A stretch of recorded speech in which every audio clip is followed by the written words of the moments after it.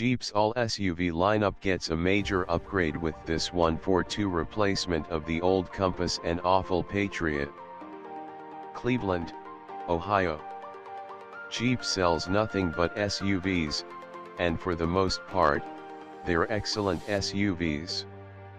The exceptions have been the Jeep Compass and Patriot, two crossovers that shared their mechanical bits with the Dodge Caliber. Jeep has continued selling them since the Caliber went kaput in 2012 because, well, Americans are crazy for crossovers, even not so good ones. Still, the Compass and Patriot barely deserve to be called Jeeps. They're almost gone, though the Patriot is still actually on sale as a 2017 model, replaced by this new Compass that shares only those 7 letters with its predecessor. The 2017 Compass is everything the old one wasn't: handsome, capable, fun, and functional. Now firmly seated in Jeep's lineup between the smaller Renegade and larger Cherokee and Grand Cherokee, the Compass completes an all-SUV lineup that's excellent with no exceptions. Pros: rugged good looks. The Compass is a handsome compact SUV. More so than the odd-looking Cherokee or boxy Renegade, it captures the same tough but sophisticated persona as the brand's best-selling Grand Cherokee. And it looks good in every trim, from the base Sport to the Go Anywhere Trailhawk to the top limited trim shown here. Actual off-road chops. The selling. Big for the money. The new Compass costs a few $1,000s less than the Jeep Cherokee, give or take, depending on the trim level. Despite its lower cost and smaller outward dimensions, the Compass nevertheless beats the Cherokee in some key interior measurements. For one, it has more cargo space with the rear seats both up and down, 27.2 and 59.8 cubic feet, respectively, versus 24.6 and 54.9 cubic feet. There's also more front head and legroom in the Compass than in the Cherokee. Cons: rough engine. The Compass' glaring weak spot is its engine, a 2.4-liter 4-cylinder that traces its family lineage back to the 2013 Dodge Dart. It's neither polished in operation nor silent in sound, but at least it gets the job done with a robust 184 horsepower and 175 foot-pounds of torque, and fuel economy of 25 miles per gallon combined. That's decent for a vehicle this size with all-wheel drive. Mismatched transmission. Once again, Fiat Chrysler's 9-speed automatic transmission makes the cons list. While vastly improved from the first examples that were released into the market a few years ago, this high-ratio auto just doesn't feel comfortable paired with smaller engines like the Compass 2.4-liter 4-cylinder. With power at a lot of effort and engineering went into Acura's new MDX hybrid. But who's it for? Seattle, Washington. My investigation of the Acura MDX Sport Hybrid actually started at a track in Japan a year and a half ago when I got to test out the NSX for the first time. The NSX is a wonderfully manageable sports car, smoothing the challenges of taming 573 horsepower to something that a relative novice can handle, while still offering plenty of satisfaction for the trained driver.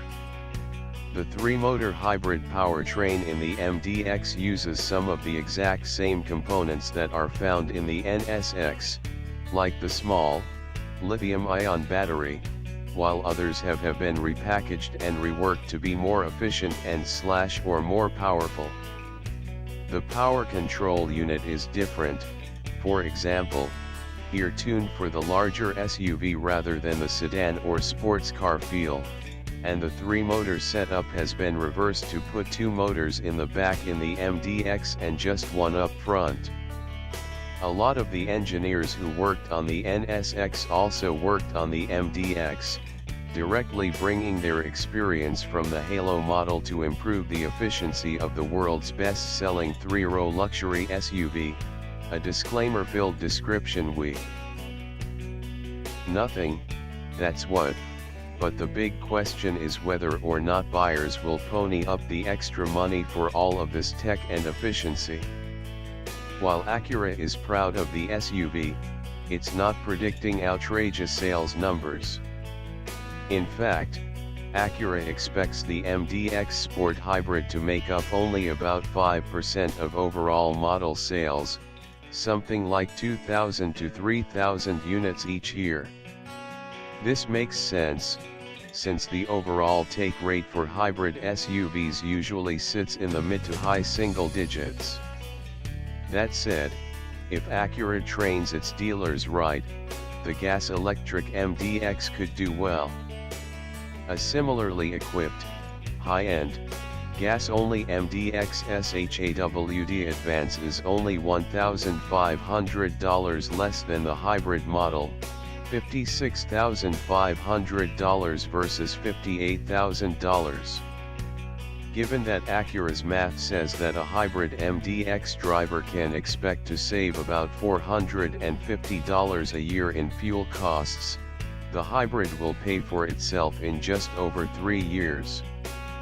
Of course, the base trim MDX does start at $44,050, so you'll really have to want the advanced trim's tech options and AWD to make that particular bit of math work. So can the MDX hybrid deliver both performance and efficiency? A quick lesson in the drive mode suggests that there's plenty of room in the silent cabin, too, with up 7 seats and available second-row captain chairs. The dual-screen dash mostly works, even if the graphics look like there's Windows 95 emulator working overtime back there. I can imagine this gets easy to use once you live with it for a while, but it is certainly noticeable when you first get driving. The lack of Apple CarPlay or Android Auto, on the other hand, will be frustrating the whole time you own one of these. Speaking of driving, the MDX performs admirably in the suburban streets and foothill roads outside Seattle. The suspension works as well as it does on the standard model, and acceleration is more than appropriate, too, thanks to the 3-motor system, a 47 HP unit on the front axle and a rear twin-motor unit on the back that pushes out another 36 HP from each motor. Acura representatives said that they kind of want the hybrid system to disappear when you're driving, so you can enjoy the ride, but if you know that it's exactly that hybrid system that's giving you a better ride, then it's tough to forget that it's there. Despite the NSX guts and don't count the Colorado out just because it's smaller. It's still a capable truck. Detroit, Michigan. It may be the little brother to the incredibly popular Silverado 1500, but that doesn't mean the Chevrolet Colorado is any less worthy for your truck buying consideration. Able to tow, haul, and 4-wheel drive through rough terrain, it provides all the benefits of a pickup in a slightly more compact and more affordable package, albeit with the usual trucky downsides. Pros. Capability. This particular model, an LT Crew Cab with 4-wheel drive, can tow 7,000 pounds and manage a 1,548-pound payload in its bed. Those aren't figures that will scare the Silverado 1500 and F-150S of the world, but they go to show that even a downsized truck can provide a useful amount of working capability. Add in 8.2 inches of ground clearance and 4-wheel drive, and this Colorado can get plenty done. Improved powertrain. This year, the Colorado packs a new V6 and an 8-speed automatic transmission. As I found when driving that combo in the GMC Canyon, the new powertrain improves the truck's liveliness and smoothness. On the engine side, you get an additional 3 horsepower and 6 pound-feet of torque, for totals of 308 HP and 275 lb-ft, while the transmissions. Cons. Cheap interior. The assorted plastics and switches in the Colorado's cabin do little to inspire excitement. Plain designs and textures look dated and cheap to my eye. That aforementioned Ridgeline has a much prettier interior. That leaves room, I suppose, for improvements when you move up to a model like the GMC Canyon Denali. Uncomfy seats. No matter what I do, I have never been able to get fully comfortable in a Colorado. The stiff seats don't support my lower back, and no amount of adjustment stops me fidgeting. Speaking of adjustment, it's always frustrating when a seat has power for aft up-down controls but manual recline. Short box configuration. It's a personal choice, of course, to get the short box you see on this truck, 5 feet, 2 inches long, versus the available long box, 6 feet, 2 inches. But if you're buying a truck, you likely want the versatility of being able to put lots of stuff in the bed, so why not pick the longer option? Even a crew cab long box Colorado is still relatively small in modern truck terms. This truck as configured will cramp how much stuff, i.e. how many friends' couches, can you easily transport. A slew of upgrades keeps the CR-V ahead of nearly all its competitors, again. Cleveland, Ohio. I can't remember a time when the Honda CR-V wasn't great. It's one of those rare vehicles about which I could say to anyone thinking of buying one, oh yeah, you'll love it.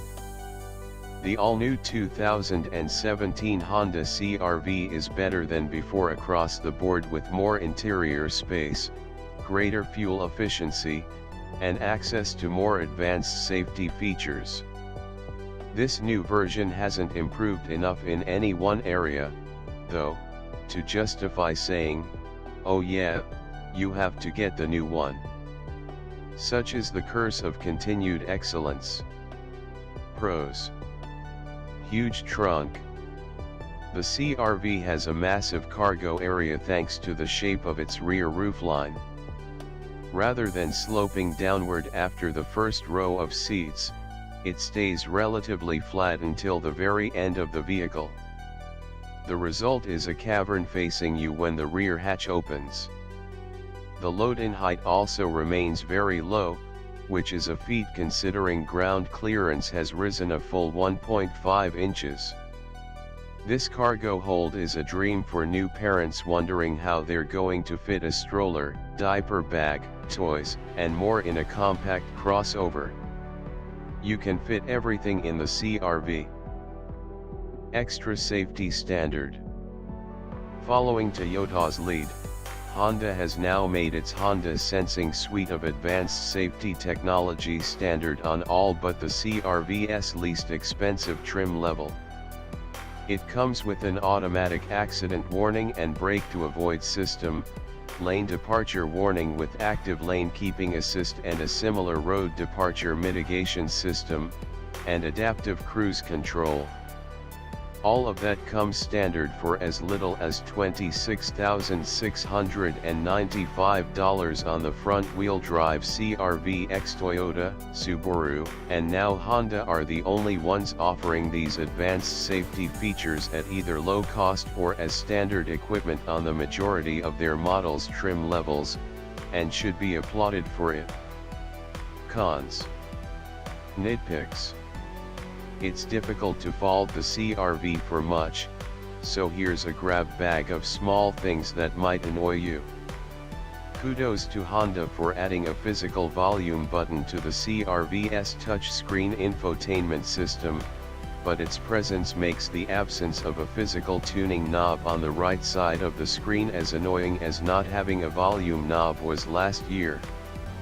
Also, the all-digital display behind the steering wheel has no view showing classic analog gauges. All you get is a sweeping digital touch across the top and your speed represented. There's little here to offend, but also nothing to excite. Cleveland, Ohio. The Toyota Highlander has been refined over time like a smooth stone on a sandy shore. Any glaring faults during its 16 years on sale in the United States have been erased by evolution, leaving a fairly polished product behind.